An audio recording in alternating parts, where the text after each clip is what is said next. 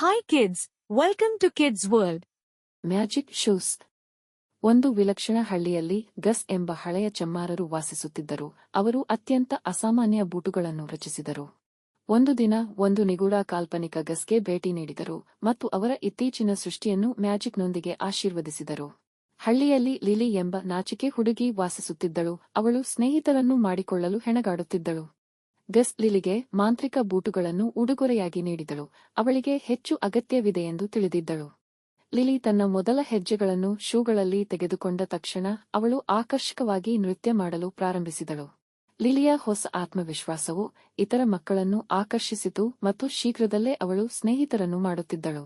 ಆದರೆ ಒಂದು ದಿನ ಲಿಲಿ ತನ್ನ ಮಾಂತ್ರಿಕ ಬೂಟುಗಳನ್ನು ಸಹ ಏರಲು ಸಾಧ್ಯವಾಗದ ಕಡಿದಾದ ಬೆಟ್ಟವನ್ನು ಎದುರಿಸಿದಳು. ನಿಜವಾದ ಮ್ಯಾಜಿಕ್ ಶೂಗಳಲ್ಲಿಲ್ಲ, ಆದರೆ ತನ್ನೊಳಗೆ ಇದೆಯೆಂದು ಲಿಲಿ ಅರಿತುಕೊಂಡಳು.